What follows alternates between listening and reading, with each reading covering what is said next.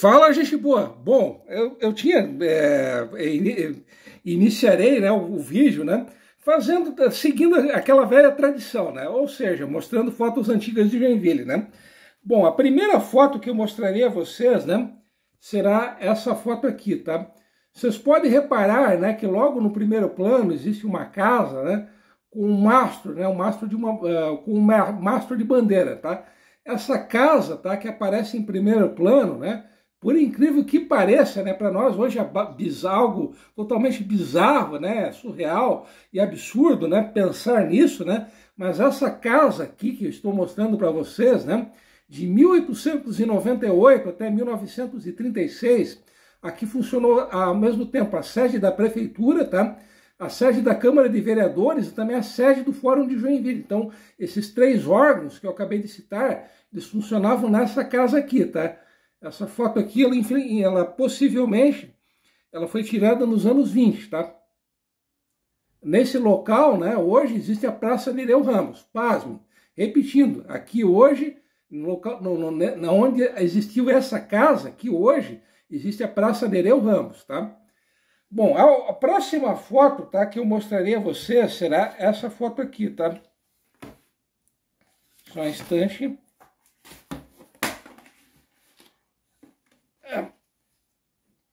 Já mostrarei a vocês, tá? É desse rapaz aqui, tá? Acho que vocês estão enxergando bem, tá? Daqui a pouco eu direi para vocês quem é esse cara, tá? A terceira foto, tá? Só um instante. Será essa foto aqui, tá? Nesse local, já vou adiantando para vocês que nesse local hoje, tá? Existe a sede da Liga de Sociedades, tá? Né, na ocasião em que essa foto foi batida, que funcionava um salão de festas, né? Que era o Salão Walter, né? Ali na rua Jaguaruna, né? Bom, e a foto seguinte será essa foto aqui, tá? Só um pouco, tá? Assim, tá? Eu tinha dito, né? Falei daquela cervejaria, né? Que já existia quando Joinville era recém-fundada, né? Bom, aqui, essa foto aqui, ela foi tirada em 1910, caso eu não esteja enganado, né? A qualidade dela, como vocês podem perceber, não é lá essas coisas, né? E vocês podem reparar, né, que quase no centro da foto existe uma casa com uma varanda, né, com um pé de palmeira na frente, né? Do lado, tá? Vocês podem reparar que do lado dessa casa com a varanda, né, tem uma casa menor, tá? Essa casa menor que eu estou tentando mostrar para vocês, né? Não sei se vocês estão enxergando. Essa casa menor foi a residência da família Chimous, tá? E ao mesmo tempo que ali que era a residência do Chimous, ali também funcionou a cervejaria, tá? Então a primeira cervejaria funcionou nesse local, né? Que vocês estão vendo aqui na foto, tá? Bom, assim, né? Aqui tem vários anúncios, né? De várias. Já perdi aqui, infelizmente já perdi o fio da meada, né? Assim, já encontrarei para vocês isso, tá? Já estou quase chegando lá, tá? Aqui, tá? São vários anúncios, né? De cervejarias, né? Que existiam aqui em Joinville, tá? A cervejaria do Adolfo Kizernair, né? Kizernair, infelizmente eu não sei a pronúncia do nome do cara, né? Mas enfim, né? Que são várias cervejarias que existiam em Joinville, né? Aqui em cima, né? Esse anúncio, né? Que vocês estão vendo aqui, tá? Esse anúncio é o anúncio da cervejaria Kine, tá? Eu tinha mostrado, né? Aquela construção, né? Aquele prédio que existia onde hoje é a sede da Liga de Sociedades, tá? Além de ter sido um salão de festas, né? Durante muitos anos. Ali também funcionou uma cervejaria, tá? Inclusive a rua Jaguaruna, durante muito tempo, ela teve o nome de Bierstraße, né? Ou seja, Rua da Cerveja, em função, obviamente, dessa cervejaria que existiu no local onde hoje é a sede da Liga de Sociedades, né? Então, repetindo, além de ter sido um salão de festas, tá? Aquele prédio, né? Que eu mostrei a vocês, ali também funcionou uma cervejaria, tá? Cervejaria Quine, né? Bom, mas afinal de contas, qual que era o fato bem curioso que eu teria a dizer para vocês, né? Ainda em relação às cervejarias, da cerveja em Joinville, né?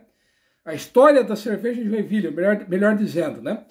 Bom, é que em 15 de janeiro de 1918, né, foi baixada uma lei municipal, tá, que proibia a realização de eventos públicos e de eventos e de reuniões e de bailes públicos na cidade, tá, no município de Joinville. Vale lembrar que lá em 1918, o município de Joinville tinha um território bem maior do que é hoje, tá? Jaraguá, Corupá, Guaramirim,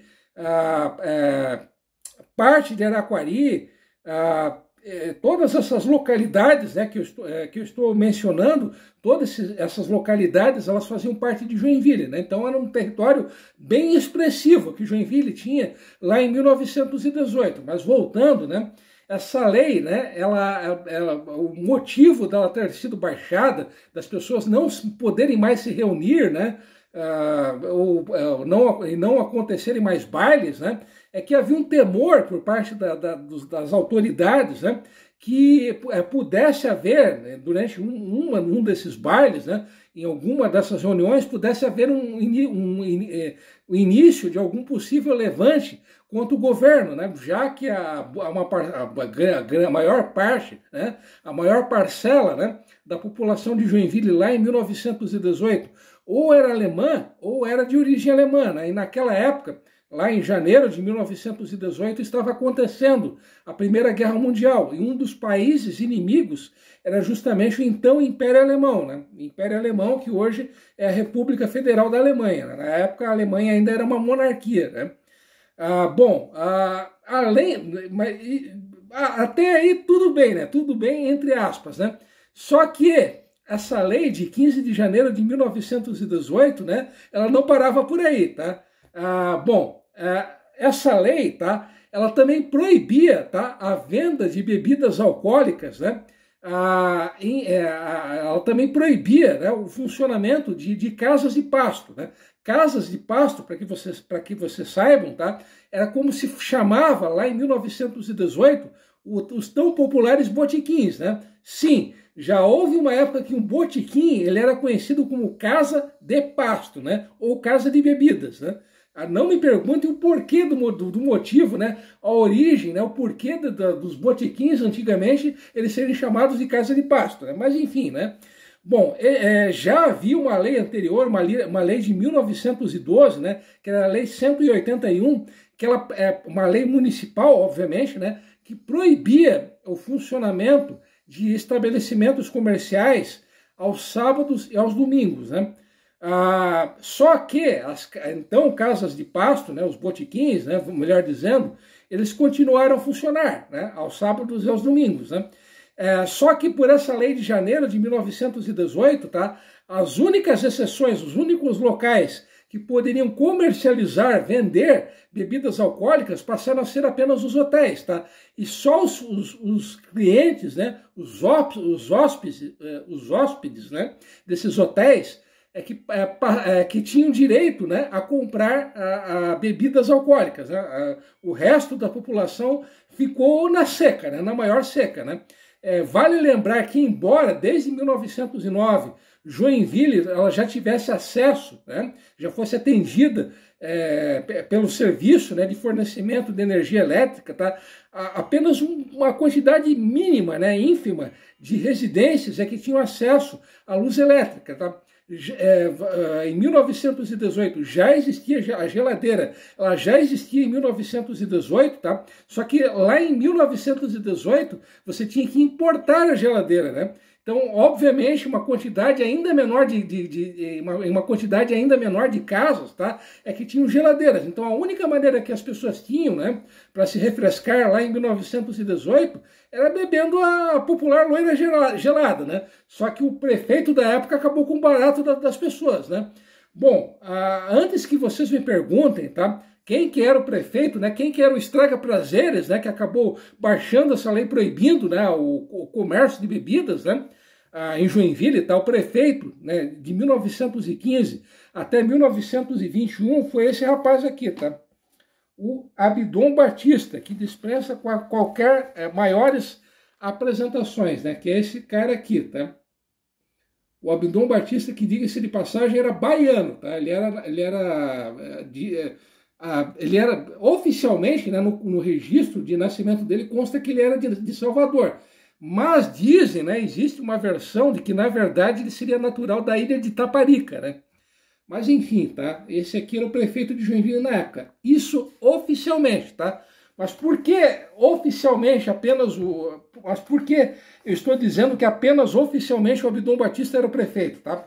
Bom, é que nesse mesmo período em que ele foi prefeito, de 1915 até 1921, como o Abdon Batista já era um homem idoso, né, já havia ultrapassado os 60 anos de idade, tá, ele tinha muitos problemas de saúde. E além dos problemas de saúde, nesse período, né, de 15 até 21, ele exerceu o cargo de senador da República, né? Então ele passou muito mais tempo no Rio de Janeiro, né, que era então capital federal, do que em Joinville, tá? Então, durante a maior parte desse período, né, de 1915 até 1921, quem acabou exercendo o cargo, né, de prefeito de Joinville foi outra pessoa, tá? Uma coisa, né, uma informação que eu estava me esquecendo, é que na época, tá, a legislação da época, tá, a lei da época, né, ela determinava que o prefeito, o próprio prefeito, era quem escolhia os seus vices, tá? Não havia apenas um vice-prefeito, existiam 2 vice-prefeitos, tá?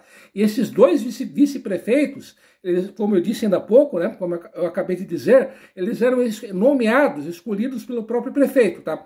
Um desses vice-prefeitos, que no caso foi o verdadeiro prefeito de Joinville, que acabou baixando, né, essa lei, né, cortando o barato de todo mundo, proibindo, né, o comércio de cerveja, foi justamente aquele cara, né, que eu mostrei para vocês, né, anteriormente, né, esse cara aqui, tá? O Arthur Ferreira da Costa, tá? Esse cara aqui, tá? Então, na verdade, o real prefeito, né, quem realmente era o prefeito de Joinville, era esse cara aqui, tá? Que oficialmente era um dos 2 vices, né? Arthur Ferreira da Costa, tá? Antes que vocês me perguntem quem era esse cara, tá?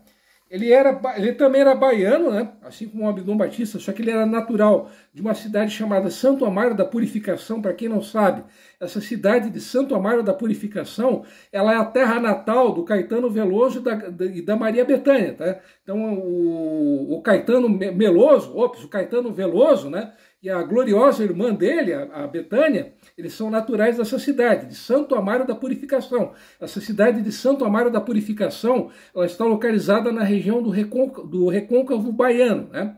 Ela fica a 73 quilômetros de Salvador e a principal fonte de receita da cidade é o comércio. Inclusive existe uma feira, né? Uma feira bem antiga até, que ocorre todos os anos nessa cidade, né? Uma feira bem movimentada, por sinal, né? Mas voltando, o Arthur Ferreira da Costa, ele nasceu nessa cidade, né, no dia 8 de abril de 1887, e ele veio a falecer na cidade do Rio de Janeiro em 22 de novembro de 1947. Né?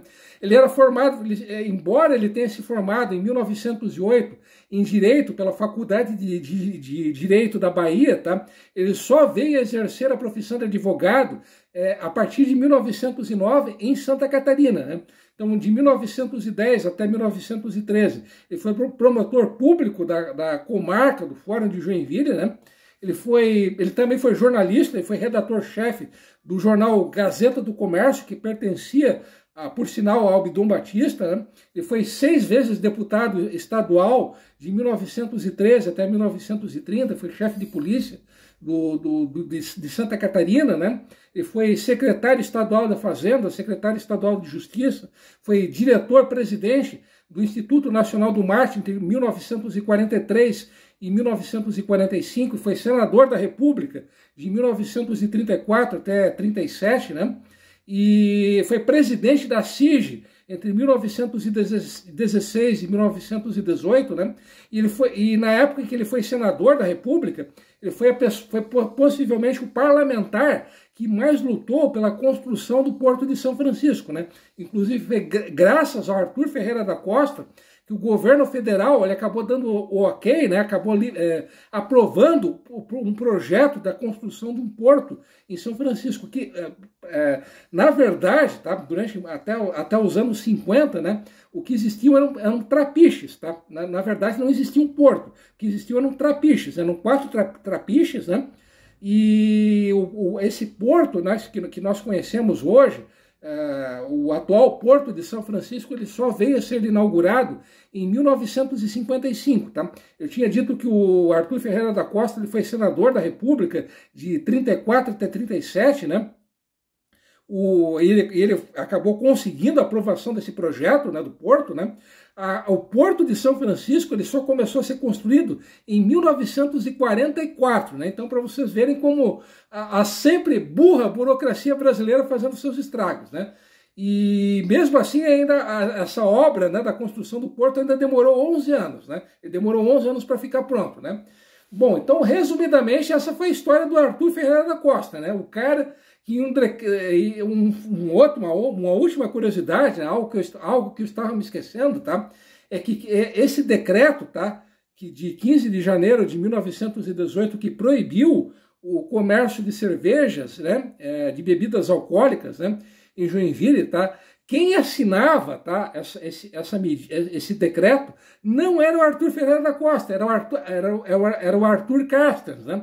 O Arthur Carstens, né?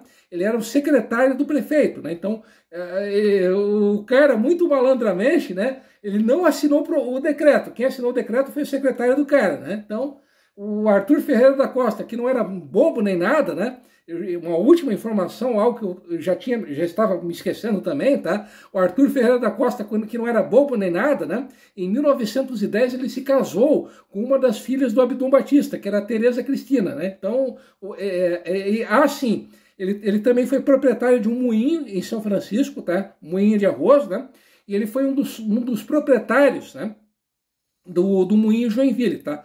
Então, repetindo, ele foi dono de um moinho de arroz em São Francisco, ele foi um dos donos do moinho Joinville, ele foi dono da sua própria empresa, que era uma empresa de erva mate, né, de beneficiamento e comercialização de erva mate, né, e ele foi um dos sócios do Albion Batista, da empresa de erva mate do Albion Batista, né, então, portanto, obviamente, ele era genro do homem, né, então... Resumidamente, esse foi Arthur Ferreira da Costa. Então, como esse vídeo já está longo, chato pra caramba, insuportável, vou ficando por aqui. E, como sempre, agradeço pelo carinho de vocês, pela atenção de vocês, né?